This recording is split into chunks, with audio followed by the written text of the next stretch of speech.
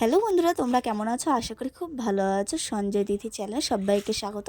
তো দেখো, কালকে আমি রুটি করেছিলাম রাত্রেবেলায়, যেহেতু আমি একবেলায় ভাত খেয়েছি, তো এর জন্য কালকে আমার জন্য রুটি করেছিলাম। তার রুটিগুলো রেখেছিলাম, তো রুটির মধ্যে না তেল পড়ে গেছিলো অনেকটা। এই জন্য আমি সকালবেলা আবার এই বাসি রুটিগুলো একটু তোমাদের দাদাকে একটু ভেজে দিচ্ছিলাম, যে বাসি রুটিটা একটু ভেজে দিলে আবার অন্যরকম লাগবে, তাহলে তেলটাও নষ্ট হবে না আর রুটিটাও নষ্ট হবে না।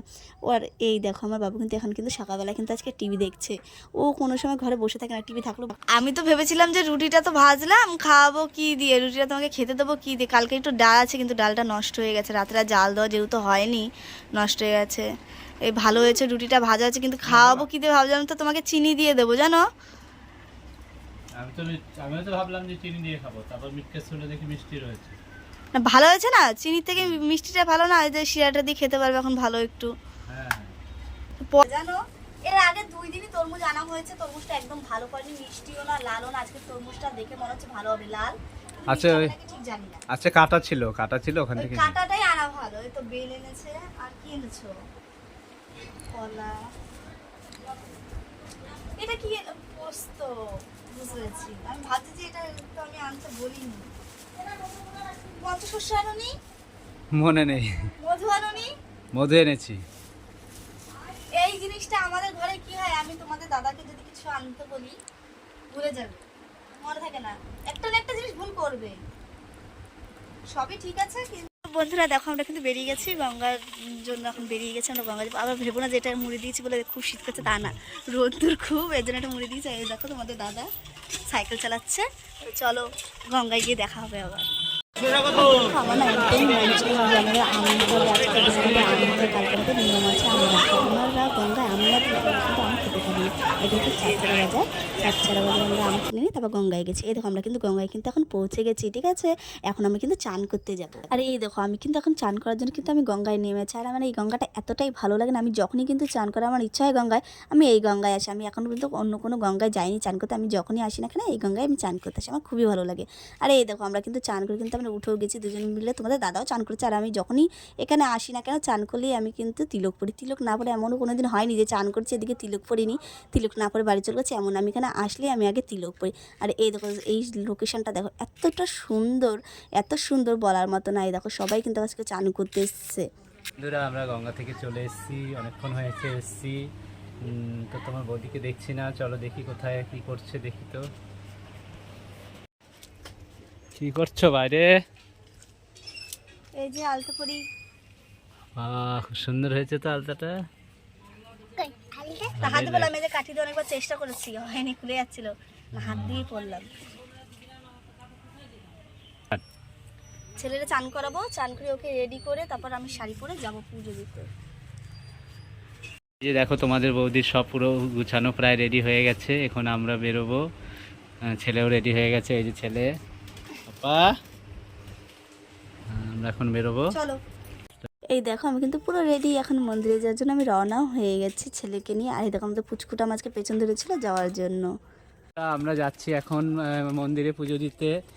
আমাদের এখানে নবদ্বীপে অনেক মন্দির আছে, তবে আমরা বাড়ির কাছেই একটা মন্দিরে যাব। চলো বন্ধুরা, মন্দিরে গিয়ে আবার দেখা হবে। তো আমাদের এই শিব মন্দিরটা কিন্তু একদম পুরো স্টেশনের সামনে, মানে কাছে, একদমই বলতে পারো পুরোটাই কাছে, একটুখানিও মানে যেতে হয় না স্টেশনে যাওয়ার জন্য। এই দেখো, আমি তোমাদের কিন্তু এখন কিন্তু একটু সিঁড়িটা আমি দেখিয়ে দেবো। এই দেখো, ওই যে স্টেশন দেখতে পাচ্ছ তো, ওই যে সিঁড়িটাও পুরো দেখা যাচ্ছে।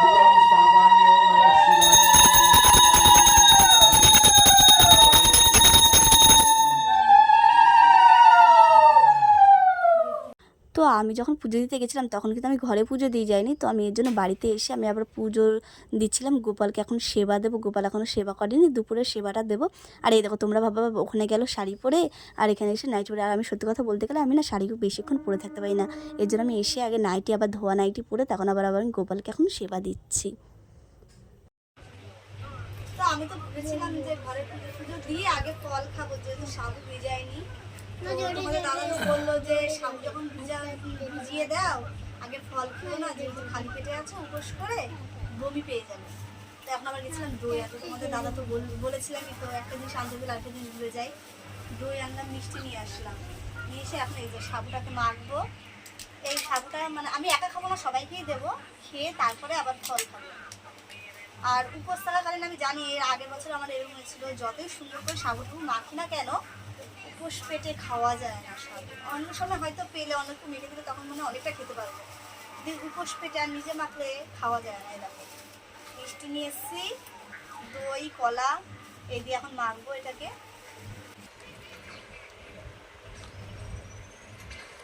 চিনিটা আনা হয়নি, আমি জানি না চিনি দিলে হয়তো একটু ভালো লাগতো, মিষ্টি লাগতো, কিন্তু চিনিটা আনা হয়নি, দোকান বন্ধ হয়ে গেছে। তোমাদের দাদাকে তো বলেছিলাম কিন্তু সে আনেনি, আর আমি এখন গিয়ে দেখলাম দোকানটা বন্ধ আছে। কিন্তু যাই হোক, যেরকম হোক না কেন এখন এই খেতে হবে, কিছু করার নেই। দই মিষ্টি কলা, আর মিষ্টি তো এমনি মিষ্টি, আর কলাটাও মিষ্টি, দই এটা হচ্ছে মানে টক মিষ্টি দই, টকও মিষ্টিও দইটা। তো এখন মাখবো, মেখে সেরকম কিছু দিইনি, দিলে আরও অনেক কিছু দেওয়া যায়, কাজু কিশমিশ দেওয়া যায়, অনেক কিছু দিয়ে মাখা যায়, নারকেল কোড়া দেওয়া যায়। আমি দিইনি অতটা, আমার সত্যি কথা বলতে অতটা সামর্থ্য নেই যে আমি অত কিছু দিয়ে আমি মাখবো।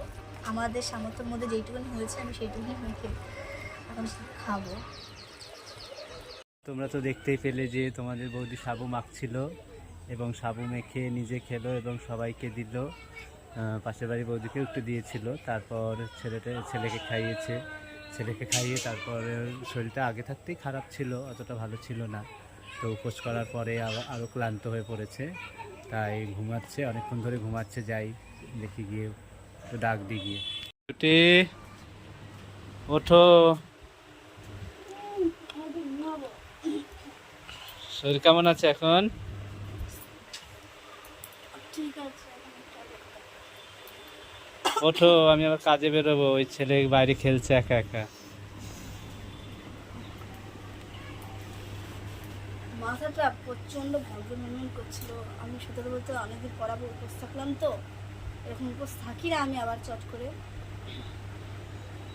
মাথাটা ঘোরাচ্ছিল খুব, আর শরীর প্রচণ্ড ক্লান্ত লাগছিল। ছেলেকে খাইয়ে আমি শুয়ে পড়েছি, প্রচণ্ড শরীরটা খারাপ লাগছিল,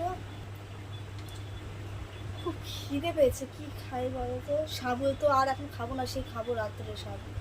তরমুজ খাও, তুমি তো বললে তরমুজ খাবে। দেখি তাহলে একটু তরমুজটা কাটিয়ে দেখি। হ্যাঁ, দাদা তরমুজ এনেছিল বাইরেতে, একটু তরমুজ ভালো হয়নি। এবার জানি না, এই তরমুজটা দেখতে খুব সুন্দর, কিন্তু জানি না মিষ্টি হবে নাকি। কাটার পর দেখা যাবে কেমন হয়। তরমুজটা আমার ছেলে খাওয়ার জন্য বসে আছে। দেখো আমাদের পুচকুটা, আমি এই যে খোসাটা ছাড়িয়েছি, এটা নিয়েও খাচ্ছে, মুখে দিচ্ছে। তরমুজ খাচ্ছে বসে বসে। মিষ্টি।